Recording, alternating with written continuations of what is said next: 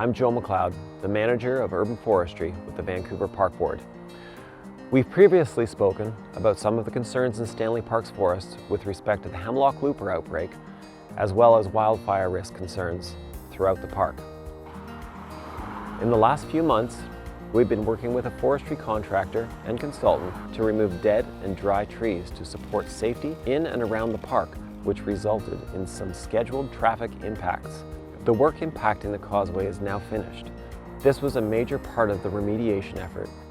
You may still see some impacts to your travels through Stanley Park, so please, for your safety, continue to give crews space to work and pay attention to any detours on roads and trails. In the coming months, we'll be focusing on replanting the forest with thousands of native tree species such as cedars and Douglas firs, and tidying up the park ahead of the busy summer months.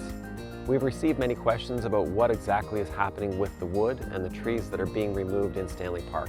There's a large number of trees and coarse woody debris that's being left on site to provide habitat, as well as opportunities for nurse logs to fuel and generate the future forest that will grow in Stanley Park. Many of the trees that have been cut down are smaller hemlocks which have been damaged by the looper moth and are not suitable to be used as timber. This lower quality wood will mostly be processed into pulp or ground into green waste. The small amount of high-value trees that are being removed in Stanley Park that have been affected by the looper insect include a small portion of Doug fir and western red cedar. These are specifically being shared with local First Nations for cultural use.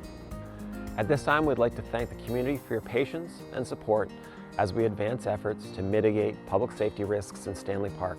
We also want to assure you that the restoration efforts in Stanley Park are focused on creating a more resilient forest for centuries to come.